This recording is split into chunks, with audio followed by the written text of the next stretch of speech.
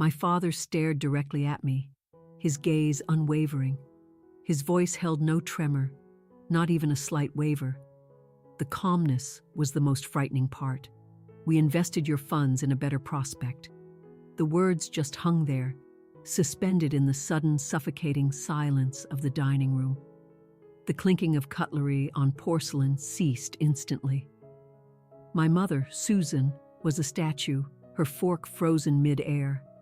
My brother Leo just blinked, his eyes darting from me to his plate, a look of bewilderment on his face.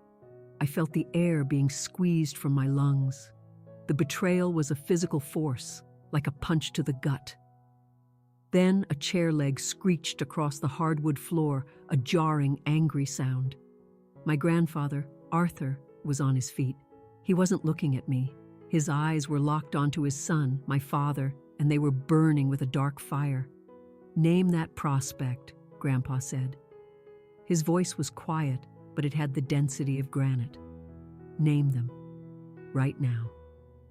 That was the precise moment the facade shattered. But the real betrayal didn't begin at that dinner table. It began years ago, in a silence I had mistaken for love. But before we get into all of that, do me a favor and hit the like button for this video. Make sure you're subscribed and let me know in the comments where you're watching from today. I'd love to hear from you. I learned from a very young age that the best thing I could possibly be was quiet. In our house, attention was a finite resource, and my younger brother Leo consumed it all. When he was happy, the house echoed with his boisterous laughter. When he was upset, doors would slam, and the walls would seem to shake. When he was sad, the entire household had to stop and cater to his every whim. There was simply no space left for me to make any noise. So, I learned to be invisible. My mother, Susan, loved to tell her friends what an easy child I was. I'd hear her on the phone in the kitchen, a glass of Chardonnay in hand, saying things like, "Oh, Clara, I never have to worry about Clara. She's just so low maintenance, so self-sufficient." She'd say it with a sense of pride, as if it were a high compliment. And for most of my childhood, I believed it was. I thought it meant I was mature, that I was strong. It took me years to understand that self-sufficient was just their convenient term for neglected. I vividly remember a specific Wednesday when I was 13. I'd come home from school with a raging flu. My head was pounding, a dull, throbbing ache behind my eyes, and my throat was so raw that even swallowing was painful. I dragged myself through the front door, let my backpack slide to the floor, and prepared to ask my mom for some Tylenol and maybe a bowl of soup. But as I entered the living room, I found Leo, then 11, collapsed on the sofa in a heap of dramatic sobs. He wasn't sick. He hadn't been injured. He was crying because he'd been cast as a tree in the school play instead of the lead role he wanted. Mom was on her knees before him, cooing and stroking his hair. Dad was pacing the floor, his face a mask of indignation. "It's a travesty," Dad was saying. "That drama teacher has no eye for talent. We'll get you into a private acting workshop, Leo. You're destined for bigger things." Mom finally looked up and saw me shivering in the doorway, pale and sweating. "Clara, honey," she said, her tone sharp with impatience. "Not now. Leo is having a major crisis." She didn't notice my flushed cheeks or the way I was swaying on my feet. "Can you just go upstairs? We need to handle this," I whispered. "I don't feel well." "Just go lie down for a bit," Dad said, his eyes still fixed on Leo. "You're tough. You'll be fine. We have to make some calls for your brother." So I went upstairs. I closed my bedroom door and crawled into bed. I stayed there for 3 days, getting my own water from the bathroom tap and finding some expired cold medicine in the back of the cabinet. When I finally emerged on Saturday morning, the first thing my mother asked me was whether I had finished my history paper. That was the system. That was the unwritten rule of the Jennings household. Leo's disappointments were family emergencies. My actual illnesses were minor inconveniences. As we grew older, the chasm between us only widened. Leo was artistic. That was the word they always used. He'd pick up a guitar for a month, and my parents would buy him the most expensive one in the store. He'd decide he was a painter, and they'd shell out for private lessons and a professional easel. He started a dozen projects and abandoned them all, but each new whim was met with a fresh injection of cash and praise. He just needs to find his true calling, Mom would say. He's a creative soul. I apparently was not a creative soul. I was just Clara. I consistently earned straight A's, but no one ever threw a celebration dinner for my report card. My dad would glance at the 4.0, give a curt nod, and say, "Good. That's what's expected of you." Excellence wasn't an achievement. It was the baseline. It was the rent I paid for existing in that house without causing any trouble. When I turned 16, I desperately wanted a car. I was smart enough not to even ask. Leo, who was 14 and 2 years away from a license, was already talking about the vintage Mustang his dad was going to help him restore. So I got a job. I started working at a local bookstore. I worked evenings after school and long shifts on weekends. I missed out on parties and football games because I was shelving books and brewing coffee for customers. My parents didn't object. In fact, they seemed thrilled. "Clara is so responsible," they'd boast to the neighbors. "She's learning the value of hard work." They never once asked what I was saving up for. They just liked that I was occupied and not costing them money. The day I turned 18, I opened a bank account. I deliberately chose a small credit union that my parents had no affiliation with. Or so I thought. Saving became my obsession. Every paycheck, every tutoring fee, every birthday check from my grandparents went straight into that account. I watched the number climb with a fierce secret pride. $1,000, $5,000, $15,000. By the time I was 24, still living at home after getting my paralegal certificate to save on rent, I had built my own fortress. I had $32,150 in that account. That money was more than just currency. It was my escape hatch. It was tangible proof that my time, my effort, my sacrifices mattered. It was the physical manifestation of 6 years of missed social events, late night studying, and quiet determination. It was my future. I was looking at loft apartments downtown. I was about to make a down payment and finally move out. And I was going to do it without asking Richard or Susan Jennings for a single dime. I thought I was being so clever. I lived in their house, but I kept my head down. I washed my own dishes, did my own laundry, paid for my own car insurance and phone bill. I was the ideal tenant, the perfect, unobtrusive daughter. But I was about to learn that in the Jennings house, being perfect didn't earn you safety. It just made you a more convenient target. It happened on a Wednesday. It's funny how a completely mundane Wednesday can become the day your entire world implodes. I was in my bedroom, the smallest one in the house, technically the guest room, because Leo had claimed the larger downstairs bedroom after complaining about the stairs a few years back. I was on my laptop looking at a listing for a loft apartment. It was perfect. Open plan, with huge industrial windows and a small balcony overlooking the city. The down payment required was $30,000. A thrill of pure excitement coursed through me. I was finally there. I had the money. I could call the agent tomorrow. I opened a new browser tab and navigated to my credit union's website. I wanted to see the number one last time. I wanted to see that beautiful, solid figure. $32,150. I entered my username and password and clicked log in. The loading icon spun for a moment. Then the dashboard appeared. I blinked. I leaned in, squinting at the screen. I must have been a mistake. The page hadn't rendered correctly. I hit the refresh button. The number remained unchanged. Available balance, $87.30.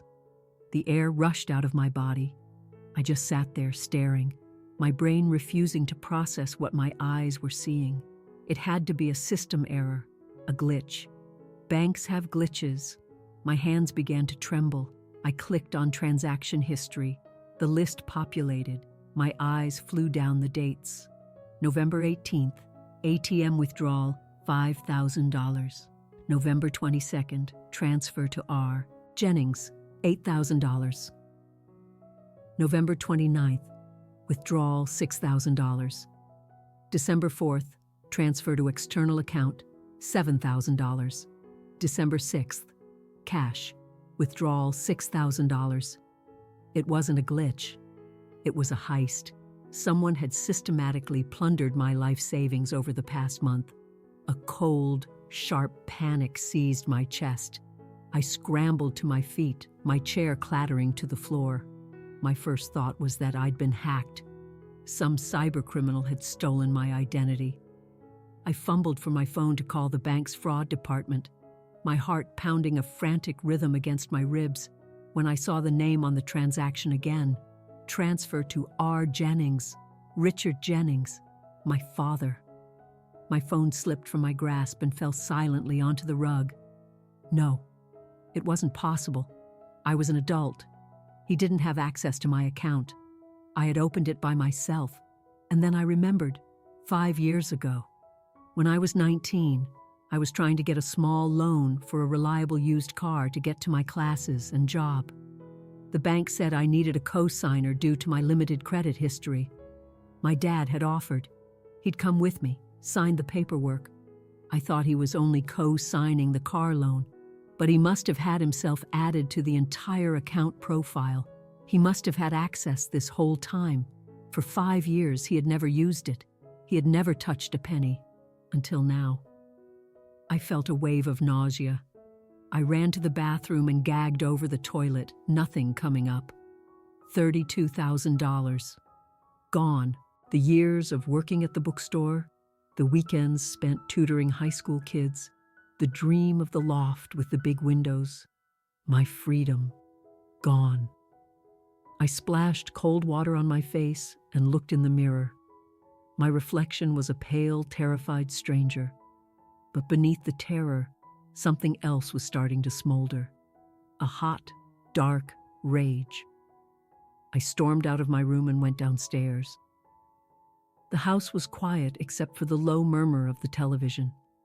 Mom was in the kitchen, humming as she arranged flowers in a vase.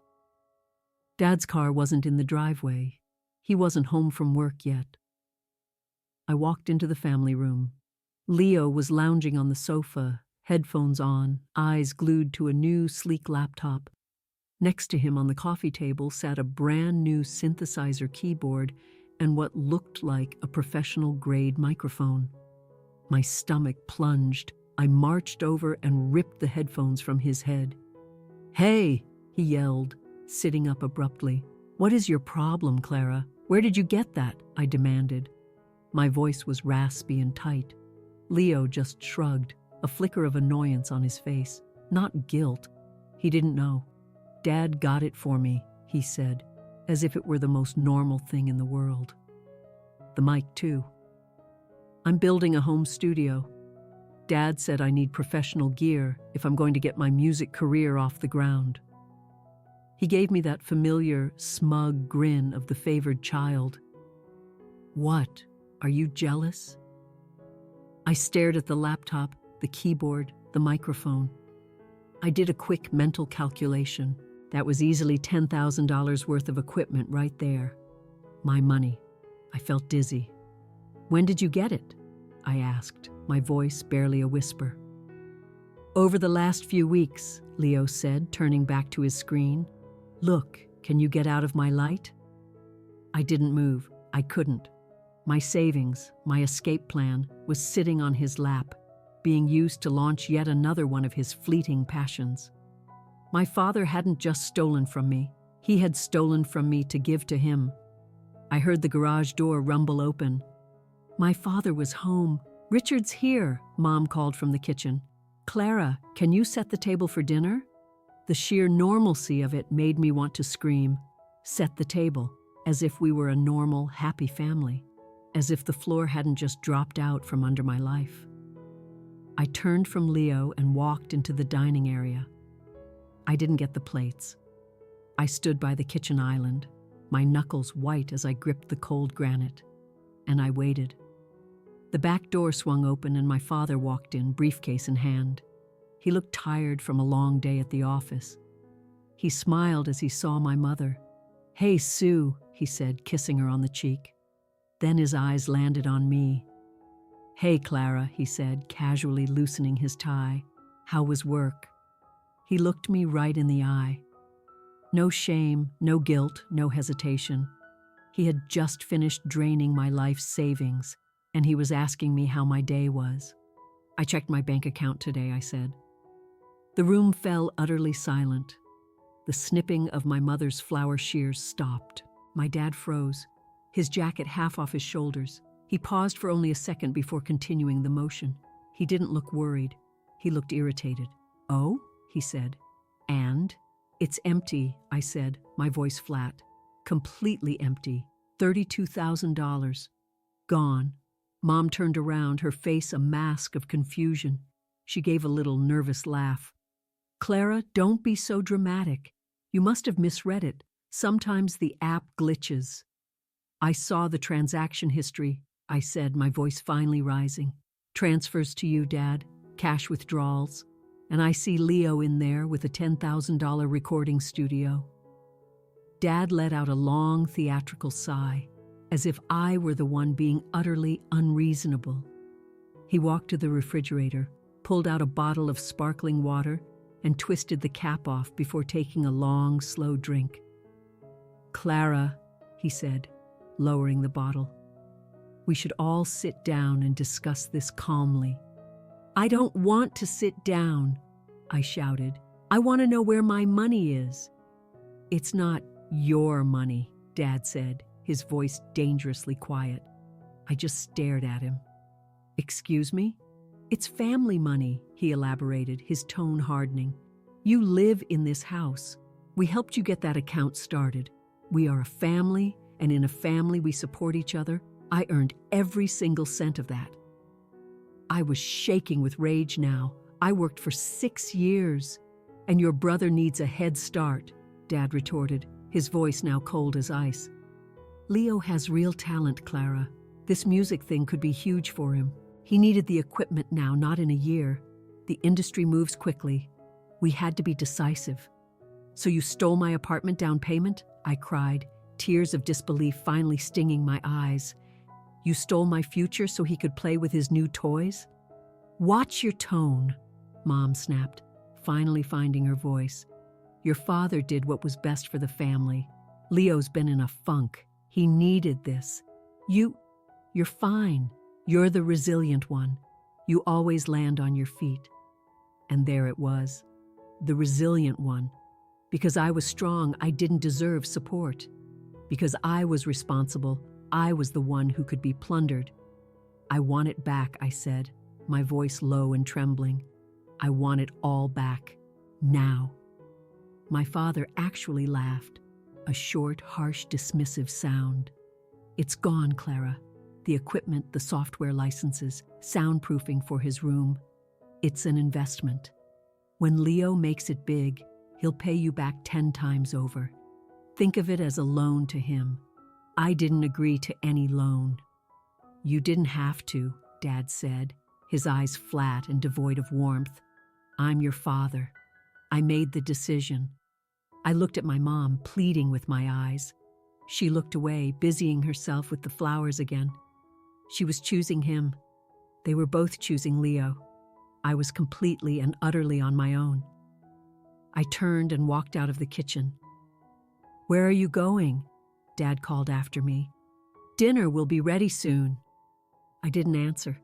I grabbed my purse and my keys and walked out the front door. I got into my car, my hands shaking so violently I could barely fit the key into the ignition.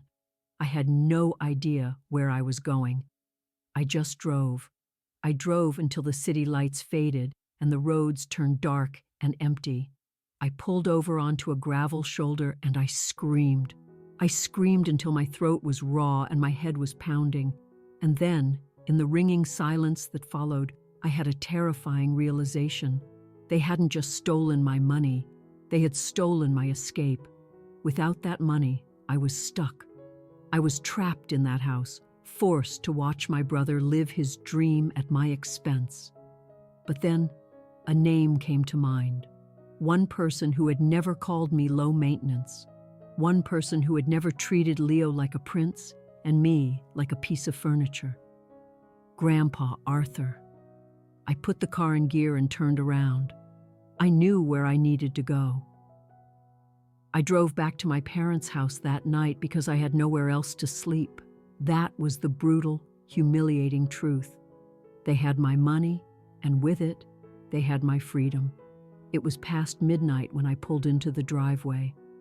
The house was dark, save for the single porch light that cast eerie, distorted shadows across the lawn. I let myself in as quietly as I could. I couldn't bear to see them. I couldn't bear to hear my mother tell me I was overreacting, or see Leo happily tinkering with equipment that had cost me my future. I crept up the stairs. My bedroom door was closed, but I walked right past it. My heart was a slow, heavy drum in my chest. At the end of the hall, the door to my father's home office was ajar. My dad was fastidious about his office. It was his sanctuary, the one room we were never allowed to enter as kids. It was where he handled the family's finances, the command center of his little kingdom. "It's family money," he had said. Well, if it was family money, then I had a right to see the accounts. I pushed the door open. The hinges groaned, a sound that seemed to echo through the silent house. I froze, listening for any sound from my parents' bedroom. Nothing. I slipped inside, closing the door softly behind me and using my phone's flashlight to navigate. The narrow beams swept across the massive mahogany desk, the imposing leather chair, and the wall of framed degrees and certificates, all his. I felt like an intruder, my palms sweating, but a cold resolve settled over me. I wasn't the criminal here. I tried the top desk drawer. It was locked. But Dad was a man of predictable habits. I knew he kept a spare key in an old coffee mug full of loose change on the bookshelf. I found the mug, dug my fingers through the cold metal coins, and there it was. The key turned with a soft, satisfying click. I pulled the drawer open. Inside, a series of color-coded hanging files were neatly organized. Green for household bills, blue for insurance, red for investments. I flipped through them, my fingers trembling. Leo, music lessons. Leo, car insurance. Leo, medical. And then I found it. A thin, plain manila folder tucked in the very back. Clara. I lifted it out and laid it on the desk. The first document was a printout of my bank statement, the same one I'd seen online. My dad had highlighted the balance before the withdrawals began, $32,150. Beside it, in his sharp, angular handwriting, was a note, initial capital for Elle's studio project. He had planned this. It wasn't a spur-of-the-moment decision. He had sat in this very chair, looked at my years of hard work, and designated it as seed money. My breath caught in my throat as I flipped to the next page. It was a loan application for $20,000. Borrower, Clara Jennings. Co-signer, Richard Jennings. The date was from just 4 days ago. I stared at the signature line. There, in crisp blue ink, was my name, Clara Jennings. But I hadn't signed this. The signature was a close imitation of mine, but the C was too round, the A too sharp. He had forged my signature. He had drained my savings, and when that wasn't enough for his grand vision for Leo, he had gone a step further. He had taken out a personal loan in my name. I flipped again. An approval letter for a new credit card. Limit $15,000. Another card. In my name. I collapsed into my father's expensive leather chair, the room spinning around me. This wasn't just favoritism anymore. This was calculated financial destruction. They weren't just taking what I had, they were mortgaging my future. They were burying me in debt to bankroll my brother, who had never held a steady job in his life. In that dark, silent office, a horrifying truth crystallized in my mind. They didn't see me as their daughter. They saw me as a resource, an asset to be liquidated for the benefit of their prized investment. I was the resilient one, not because they admired my strength, but because my strength meant I could absorb the damage they inflicted. They were prepared to drain me completely, and then, I had no doubt, they would blame me for collapsing under the weight. I took out my phone. The tears were gone now, replaced by an icy calm. I took pictures. I documented every single page, the forged signatures, the loan agreements, the credit card approvals, my father's damning handwritten notes. Then I took the entire folder. I couldn't leave it behind. I stood up, my legs feeling heavy and numb. I placed the key back in the mug, closed the drawer, and walked out of the office, clutching the folder to my chest like a shield. I went to my room and packed a small overnight bag. My laptop, my chargers, my birth certificate, a few changes of clothes. I couldn't spend another night under that roof, but I couldn't just run either. If I disappeared now, they would control the narrative. They would paint me as the ungrateful, jealous daughter who had a breakdown. I needed a plan. I needed leverage. And I needed an ally. I lay on top of my made bed, fully dressed, the folder in my arms. I watched the numbers on my alarm clock change. 3 a.m., 4 a.m., 5 a.m. As the first hint of gray light appeared in the sky, I stood up. I knew exactly where I had to go. My grandfather, Arthur Jennings, lived 30 minutes away in a modest but impeccably kept brick house that always smelled of sawdust and old books. Grandpa was nothing like my father. Dad was a sales executive who cared about status, appearances, and what the neighbors thought. Grandpa was a retired civil engineer who cared about structural integrity and the truth. Their relationship was polite, but strained. Dad thought Grandpa was old-fashioned. Grandpa thought Dad was a phony. I pulled into his gravel driveway just before 7 a.m. and saw his silhouette through the kitchen window. He was already up, dressed in a plaid flannel shirt and jeans, making coffee. I got out of the car, shivering in the cold morning air, clutching my bag and the folder. I knocked on the back door. Grandpa opened it and took one look at me, my sleepless, red-rimmed eyes, my wrinkled clothes, the bag slung over my shoulder. He didn't waste time with pointless questions like, "What's wrong?" He just held the door open wider. "Come in, Clara," he said. His voice was gravelly but warm. I stepped into his cozy kitchen. The coffee maker was gurgling on the counter. "Sit," he said, pulling out a chair at his small oak table. I sat, placing the folder on the table between us. He poured a mug of strong black coffee and set it in front of me before sitting down opposite, his large, capable hands folded on the table. "Talk," he said simply. I tried to start calmly. I tried to be the self-sufficient, rational Clara they all thought I was. I had a little trouble at home, I began, but then my voice cracked. The dam I had so carefully constructed over 24 years of being quiet and easy finally broke. I told him everything. I told him about the years of being the family ghost, about the "that's what's expected of you" for my achievements, about Leo's endless parade of expensive, abandoned hobbies. I told him about the 6 years of work, the secret savings, the loft apartment, and the missing $32,000. And then, with a shaking hand, I pushed the folder across the table. "They didn't just take what I had, Grandpa," I whispered. "Look." Grandpa put on his reading glasses and opened the folder. The only sounds in the room were the ticking of the wall clock and the crisp rustle of paper as he turned each page. I watched his face, my stomach in knots.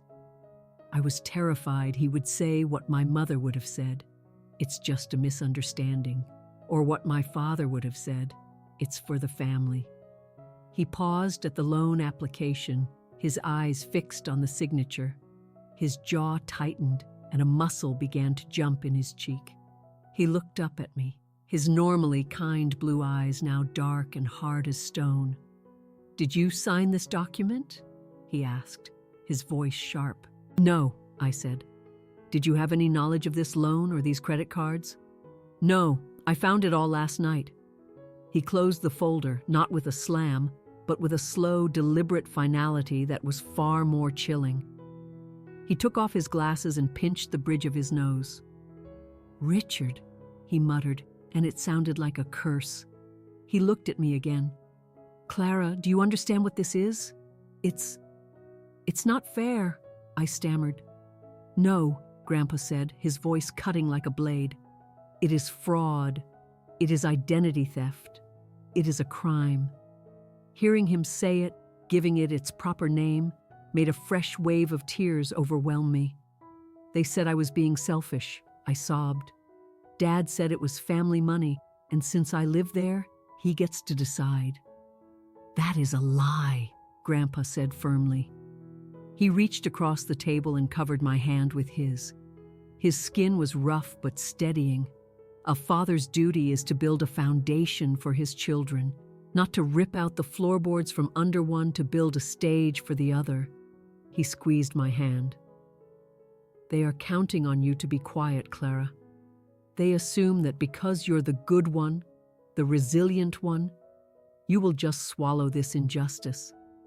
They think you'll just work harder, pay off these debts, and refill that account because you're too afraid to make waves." He was right. That was exactly what they expected. "I don't know what to do," I confessed. "If I report him, he's my dad. It would destroy him. He could go to jail."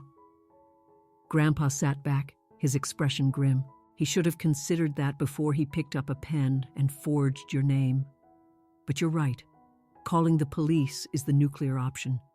We don't have to start there. But we are not, under any circumstances, staying silent." He stood up and walked over to the old landline phone mounted on the wall. "What are you doing?" I asked. "I'm not doing anything," he said, picking up the receiver. "I'm calling your father.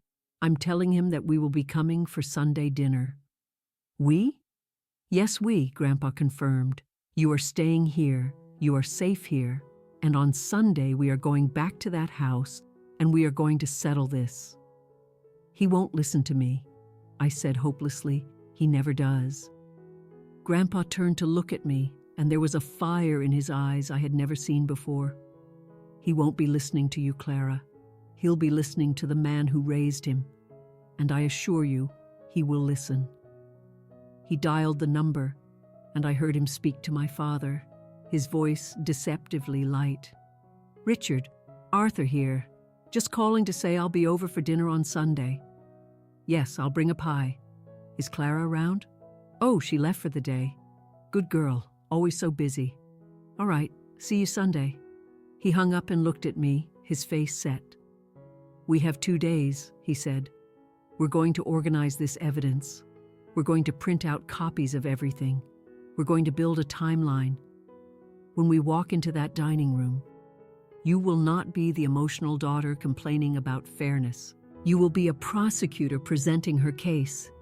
For the first time in what felt like a lifetime, The crushing weight on my chest eased just a little. I wasn't alone anymore. I looked at the folder on the table. It was no longer just a record of my loss. It was my ammunition. "Okay," I said, my voice steady. "Let's get to work." For the next 2 days, my grandfather's kitchen table transformed into a command center. I was seeing a side of him I never knew existed. I'd always known him as the quiet gentleman who built intricate model ships and always had a Werther's original for me. But now I saw Arthur Jennings, the retired engineer who had managed massive public works projects for 40 years. He was methodical, precise, and utterly ruthless when it came to facts. We didn't waste time on my feelings. We built a case. "Feelings can be argued with," Grandpa said as he sorted papers into neat piles. "Your mother will claim she felt it was for the best. Your father will argue he felt it was necessary. You can't win a debate about feelings, but you cannot argue with arithmetic. Math is truth." We drove to a copy shop and printed everything in triplicate. One set for me, one for him, and one for them. We arranged the evidence chronologically. Exhibit A, bank statements from the last 6 years, showing the slow, steady accumulation of my savings. Exhibit B, the transaction history from the last month, showing the rapid, brutal depletion of the account. Exhibit C, the documented transfers to Richard Jennings. Exhibit D, the loan application with my forged signature. Seeing it all laid out like that was sobering. It looked like an evidence file for a criminal trial, not a family dispute. "Why, Grandpa? Why would they do this?" I asked him on Saturday evening as we sat eating soup at his table. The comfortable silence of his house was a balm compared to the heavy, oppressive silence I'd grown up with. "Because it was the easy way out," he said without looking up. "That's all it is, Clara. Your father has always been obsessed with appearances. He likes to be the generous provider, but he's terrible with money. He makes risky investments. He spends more than he earns to impress people. When Leo came to him wanting the studio, Richard didn't have the liquid cash, but he couldn't admit that. He couldn't tell his golden boy no. It would have wounded his pride. He finally looked up at me. "So he took it from you, because you're a sure thing, because you never complain. He thought he could take your money, give it to Leo, play the hero for his son, and you would just quietly absorb the loss, just like you always have." "I'm not absorbing it this time," I said, a new resolve hardening my voice. "No," Grandpa agreed, "you're not." He slid a piece of paper across the table. It was a list of key phrases he'd written for me. "I did not authorize these transactions. This signature is a forgery. I require a written repayment plan. Memorize these," he instructed. "When we get there, they will try to derail you with emotion. Your mother will cry and say, 'How can you do this to us?' Your father will get angry and try to intimidate you, to make you feel small. Do not let them. Stick to the facts. Repeat them like a mantra." I read the list, my hands surprisingly steady. "Grandpa," I asked, looking up at him, "what if they hate me after this?" He gave me a sad, knowing smile. "A family that truly loves you doesn't steal from you and call it support, Clara. If they hate you for defending yourself, then they never loved you in the first place. They only loved that you were controllable." That sentence landed in my chest with the force of a physical blow. It hurt, but it was a clean, clarifying pain, like setting a bone that's been broken for years. I slept in his guest room that night, and for the first time in weeks, I didn't dream of my bank account draining to zero. I dreamed I was building a high stone wall, brick by steady brick, and on my side of it, I was safe. Sunday arrived. We dressed as if we were going to court. Grandpa wore his best suit and tie. I wore a simple, sharp black dress. We got in his old, reliable truck, the folder sitting on the seat between us like a third passenger. "Ready?" he asked. Ready, I replied. We drove to my parents' house. It looked infuriatingly perfect from the street, with its manicured lawn and cheerful flower beds, the very picture of suburban bliss.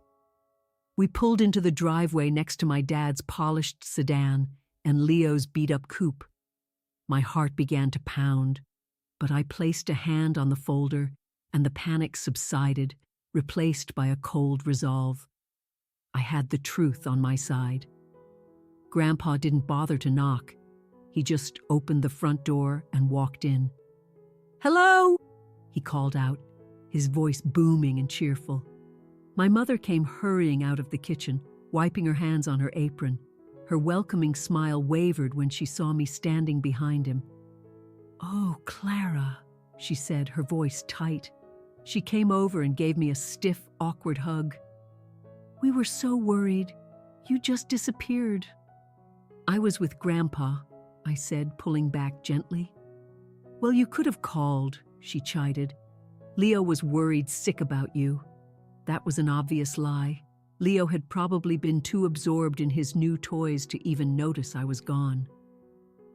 We moved into the dining room, where the table was set with their best china. A roast was cooling on the sideboard. It smelled delicious, but my stomach was a tight knot of dread. Dad walked in from the living room, a glass of red wine in his hand. "Arthur," he said, nodding to Grandpa. Then he fixed his cold eyes on me. "Nice of you to grace us with your presence, Clara. I trust your little tantrum is over." Before I could respond, Grandpa stepped forward. "We're just here for a nice family dinner, Richard," he said pleasantly. "Let's eat." We sat down. Dad was at the head of the table with Mom on his right and Leo on his left. Grandpa and I sat at the far end. The battle lines were clearly drawn. For the first 20 minutes, we endured excruciatingly fake small talk. "How's the portfolio, Richard?" Grandpa asked. Booming Dad lied smoothly. "Just closed a massive deal. We're thinking of getting a new boat for the lake house this summer." I gripped my fork so hard, my knuckles turned white. He was talking about buying a boat after stealing my entire life savings.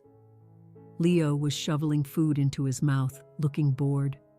"So, Leo," Grandpa said, turning his attention to him, "Clara tells me you got some new musical equipment."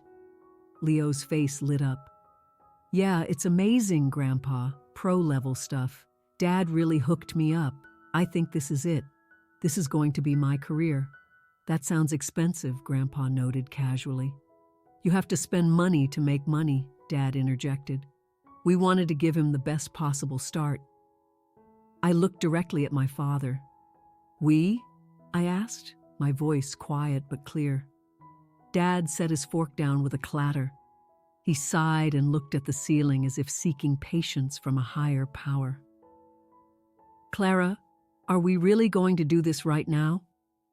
"Do what?" I asked. "Talk about how we paid for it?" "We helped him," Dad said through gritted teeth. "Just like we help you by letting you live here rent-free." "Rent-free?" I shot back. "I buy most of the groceries. I pay my share of the utilities. I'm the only one who ever cleans this house. You are part of this family," Mom cried, her voice trembling. "Stop keeping a scorecard." "I'm not keeping a scorecard," I said, my voice dropping. "I'm tracking a theft." The word hung in the air, thick and poisonous. "Theft." Leo finally looked up, his brow furrowed in confusion. "Theft? What are you talking about?" Dad slammed his palm on the table, making the glasses jump. "Enough!" he bellowed. "I will not be insulted in my own home." He turned his furious gaze on me. "You are a selfish, ungrateful child, Clara. You always have been. Hoarding your money while your brother struggles to find his path. We made an executive decision, and then he said it. The sentence that would detonate our family. He looked me right in the eye, his face flushed with righteous anger. We invested your funds in a better prospect." The room went completely still. My mother gasped and put a hand to her mouth. Even she seemed to realize he had crossed a line from which there was no return. Leo froze, fork halfway to his mouth, looking back and forth between us. "Better," I whispered, the word catching in my throat. "Yes, better," Dad hissed. "Someone with genuine talent, someone with a real future, not a paralegal who squirrels away her paychecks." That was the cue. Grandpa stood up. The sound of his chair scraping against the floor was like a gunshot. He no longer looked like a gentle old man. He looked like a wrathful god. "Name that prospect," Grandpa said, his voice a low, dangerous growl. "Name that better prospect, Richard. Right now." Dad flinched. He looked at his father and saw something that truly scared him. I just meant," he stammered. "You said better?" Grandpa repeated, taking a step toward him. "You looked at your own daughter, the one who has worked tirelessly since she was a teenager, and you told her she is not good enough." "I didn't mean it like that." "You meant every word," Grandpa said. He looked at me and gave a single sharp nod. "Showtime." I reached into my bag and pulled out the folder. I stood up and walked to the other end of the table. I didn't look at my father. I looked at my brother. "You want to know where your new studio came from, Leo?" I asked. I tossed the folder onto the table. It slid across the polished wood and landed right in front of his plate. Leo stared at it, then at me, his eyes wide with a mixture of fear and curiosity. "Open it," I commanded. He hesitated, then opened the folder. The first thing he saw was my bank statement, the one showing the healthy $32,150 balance, and then the transaction history that bled it dry. "This is your account?" he asked, his voice small. "It was," I said. "Keep reading. Look at the transfers." He scanned the page, his eyes moving faster and faster. He saw the dates. He saw the amounts. He saw our father's name. "Dad," Leo said, looking up, his face pale. You told me your bonus came through. You said you had a great quarter." "Leo, don't look at that," Dad said, his voice strained. "It's complicated family finances. You wouldn't understand." "Turn the page, Leo," I instructed. Leo turned the page. He saw the loan application. He read the details aloud, his voice barely a whisper. Borrower, Clara Jennings. Amount, $20,000. He looked at the signature. "Clara, you signed for a loan for me?" he asked, a flicker of hope in his eyes. "No," I said coldly. "Look at the signature again, Leo. Look closely." He squinted. He knew my handwriting. He'd seen it his whole life on birthday cards and notes. He looked from the paper to our father. "Dad, this isn't Clara's signature. This looks like yours." The ensuing silence was so heavy it felt like it could shatter the windows. "You forged her name," Leo whispered, the accusation hanging in the air. Dad shot to his feet. "I did what was necessary. The bank wouldn't approve me for another loan. My debt-to-income ratio was too high. I had to use Clara's clean credit. It's just a technicality. I was going to pay it back."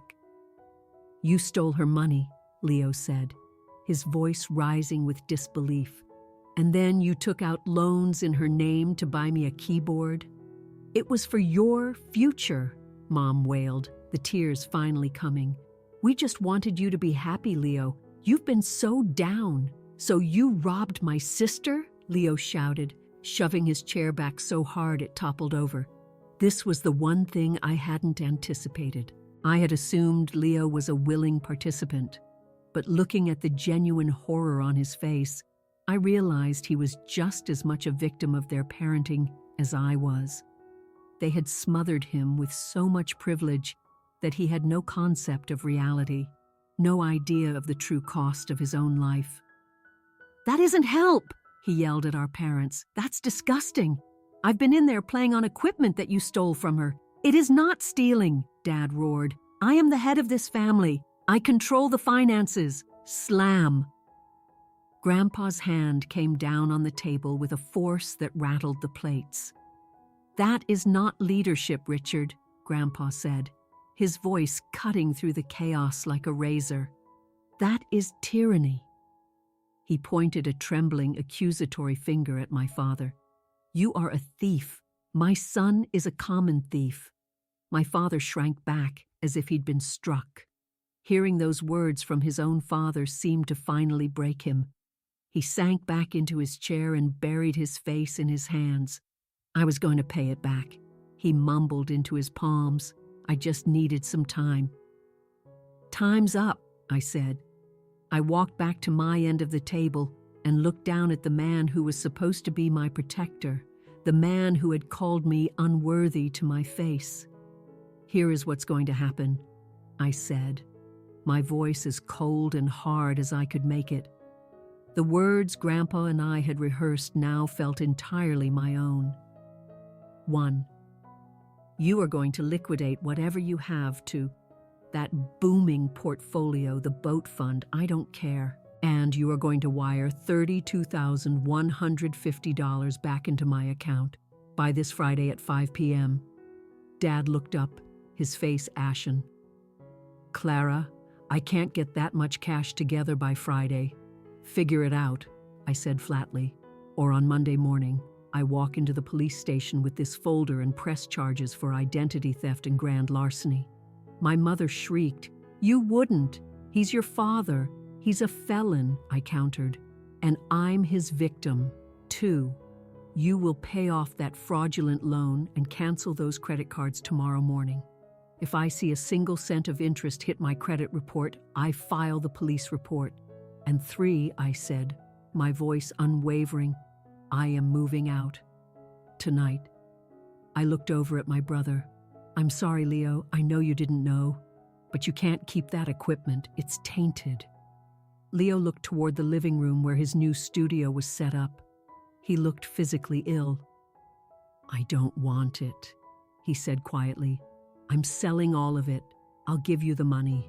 No, Leo, Dad protested weakly. You need that for your career. Shut up, Dad, Leo yelled. I don't have a career. I'm a 22-year-old who plays with keyboards in his parents' house. Clara is the one with a real career. She's the one who actually works for a living. He looked at me, his eyes filled with tears of shame. I am so sorry, Clara. I swear to you I didn't know. I gave a small nod. I know. I looked back at my father. Friday, I repeated. Or this becomes a criminal matter. Grandpa came and stood beside me, placing a heavy arm around my shoulders. Come on, Clara, he said softly. Let's go home. We walked out of that dining room, leaving the cooling roast on the table. We left my mother sobbing into her napkin, and my father staring into the abyss of his own making.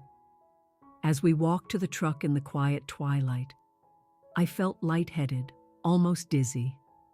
Did I do okay? I asked Grandpa. He held the passenger door open for me. He smiled, and I saw that his eyes were glistening. You were magnificent, he said.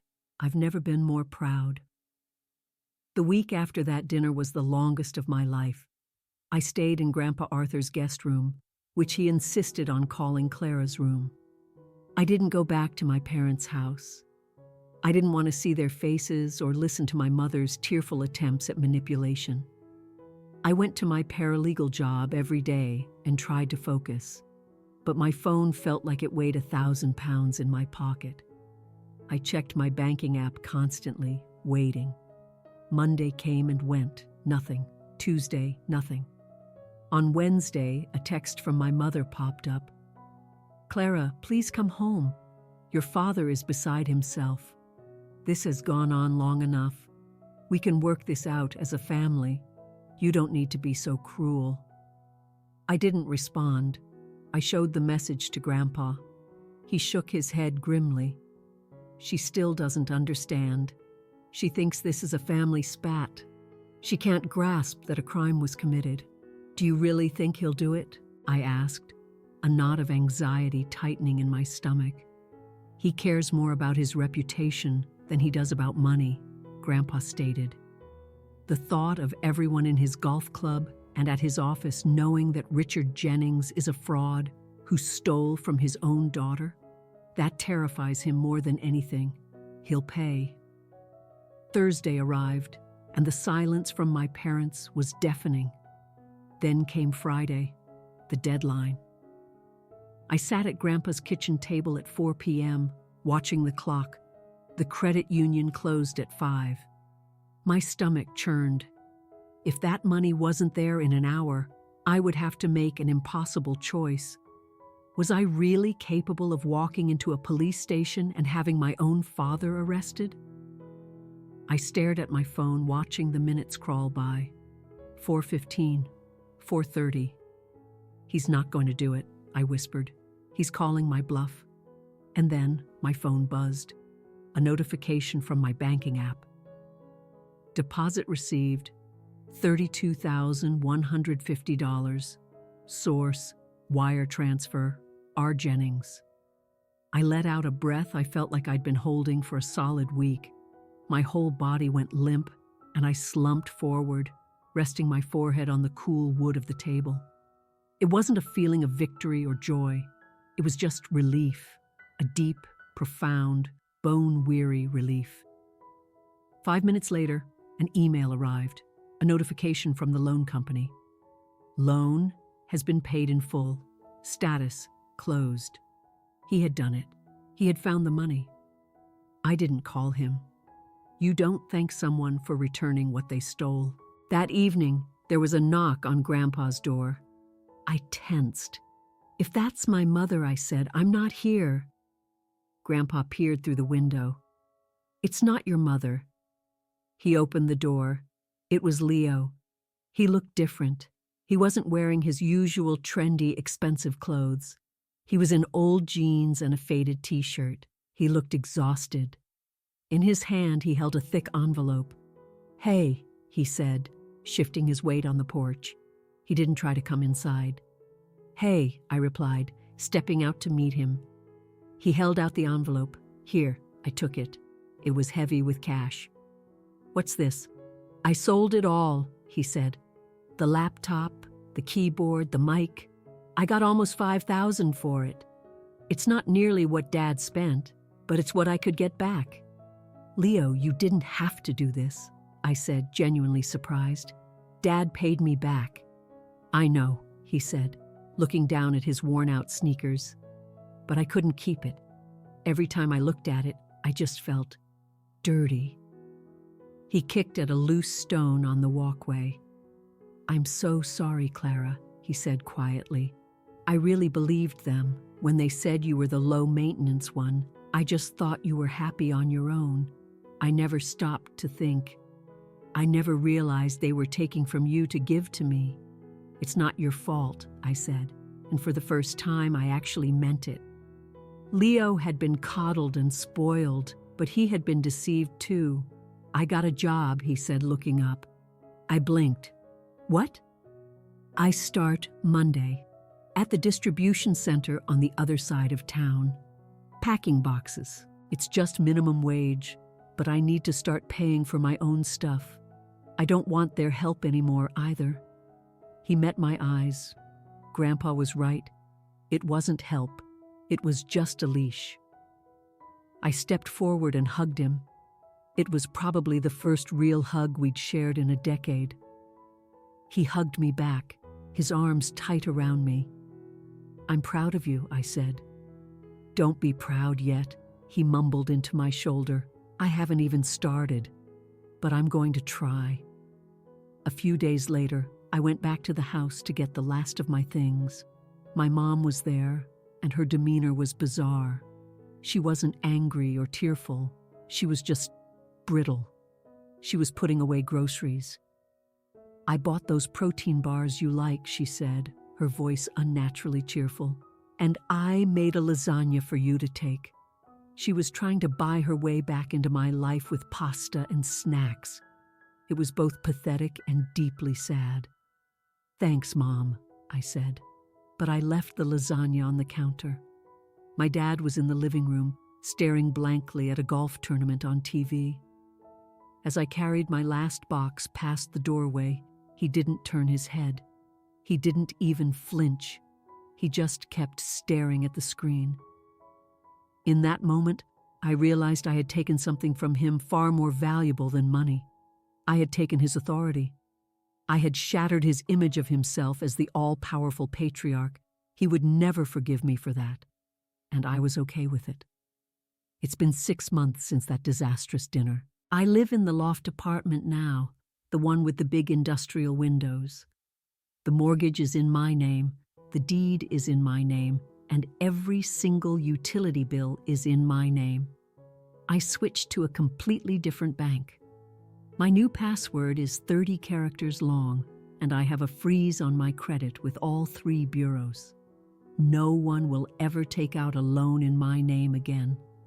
I have boundaries now, sharp and clear.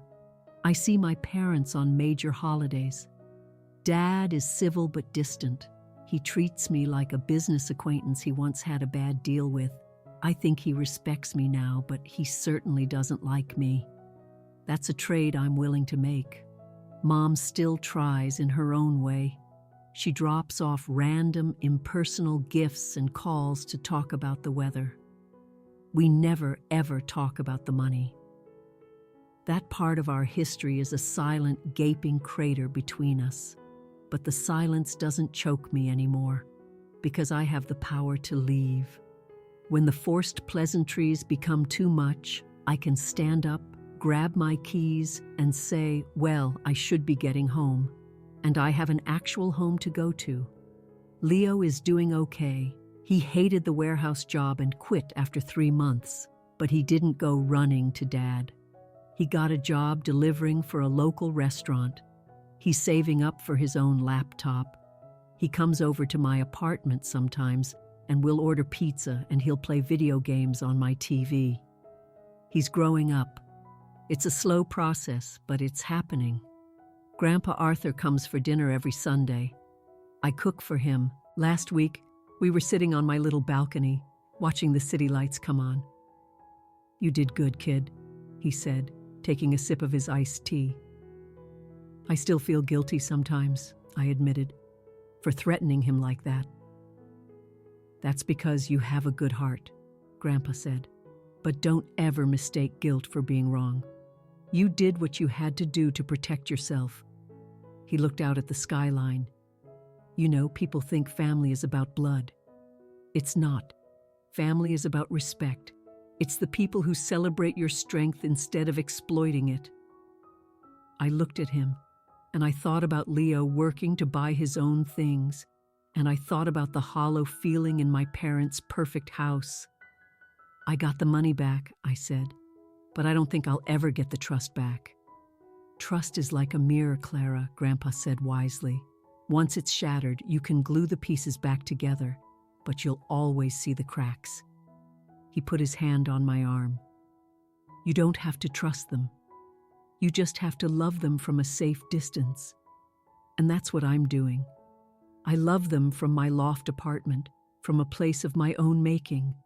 I don't ask them for anything, and I don't offer them anything but polite conversation.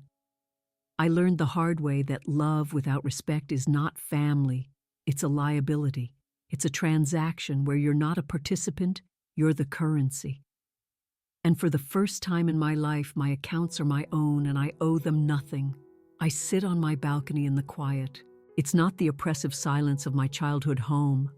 It's the silence of peace, the silence of knowing that everything around me, this chair, this roof, this life, is mine. I earned it. No one gave it to me, and no one can ever take it away. And that, I've discovered, is what makes me feel worthy. If you've ever had to fight for your own future, even against the people who were supposed to support you, hit that subscribe button. Because these stories aren't just about getting even, they're about getting free.